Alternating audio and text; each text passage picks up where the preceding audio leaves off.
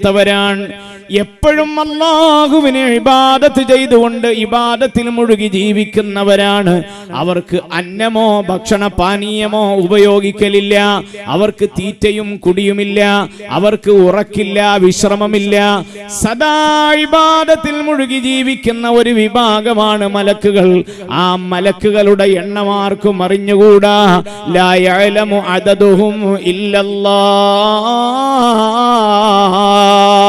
വിശുദ്ധമായ ഖുർആൻ പറയുന്നുണ്ട്, അവരുടെ എണ്ണം അല്ലാഹുവിനല്ലാതെ അറിയുകയില്ല. അല്ലാഹുവിന്റെ മലക്കുകളുടെ എണ്ണം റബ്ബിനല്ലാതെ മറ്റൊരാൾക്കറിയില്ല. എന്നാൽ എൻ്റെ പ്രിയപ്പെട്ടവരെ, മലക്കുകളിലുള്ള വിശ്വാസം അത് നമ്മുടെ ഈമാനിന്റെ രണ്ടാമത്തെ ഘടകമാണ്. മലക്കുകൾ ഉണ്ടെന്ന് വിശ്വസിച്ചാൽ മാത്രം പോരാ, ഏറ്റവും പ്രധാനമായി 10 മലക്കുകളുടെ പേര് നമ്മൾ അറിഞ്ഞിരിക്കണം. അത് നിർബന്ധമാണ്. 10 മലക്കുകളുടെ പേരറിഞ്ഞിരിക്കണം.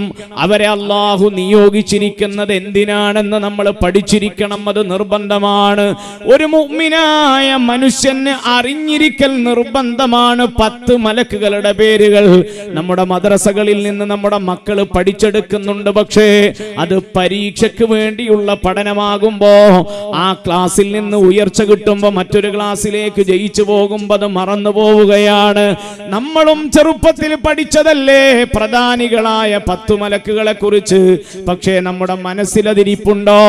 ആ മലക്കുകളെ കുറിച്ചുള്ള ഒരു ധാരണ നമ്മുടെ മനസ്സിലുണ്ടോ എന്ന് ചിന്തിക്കുക. മുഅ്മിനീങ്ങളായ ആളുകൾ ആ 10 മലക്കുകളെ കുറിച്ച് അറിഞ്ഞിരിക്കേണ്ടതാണ്. അത് നിർബന്ധമാണ്. ചിന്തിക്കണം. നമ്മുടെ വിശ്വാസത്തിന്റെ ഗതി അളക്കാനാണ് ഞാനിത് പറയുന്നത്. അറിഞ്ഞിരിക്കൽ നിർബന്ധമായ 10 മലക്കുകളുണ്ട്. അവരെ കുറിച്ച് കൃത്യമായി നമുക്കറിയണം. ആ മലക്കുകളുടെ ജോലി ഉൾപ്പെടെ നമ്മൾ പഠിച്ചിരിക്കണം. അത് നിർബന്ധമാണ്. അത് വിശ്വാസത്തിന്റെ ഭാഗമാണ്. മലക്കുകൾ ഉണ്ട് എന്ന് മാത്രം പഠിച്ചാൽ പോരാ. അള്ളാഹുവിന്റെ മലക്കുകൾ ഉണ്ട് എന്ന് ഉൾക്കൊണ്ടാൽ മാത്രം പോരാ.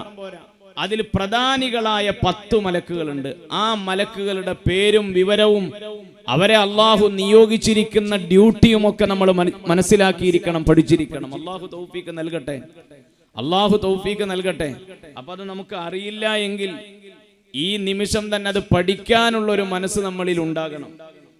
അത് പഠിക്കാനുള്ള ഒരു മനസ്സ് നമ്മിൽ ഉണ്ടാകണം. അത് വിശ്വാസത്തിന്റെ ഭാഗമാണ്.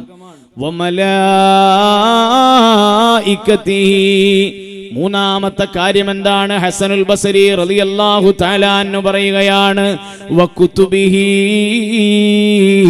കിതാബുകളിലുള്ള വിശ്വാസമാണ്. അല്ലാഹു ഭൂമി ലോകത്തേക്ക് അവന്റെ ദീൻ പ്രചരിപ്പിക്കാൻ വേണ്ടി ഇറക്കിയ കിതാബ്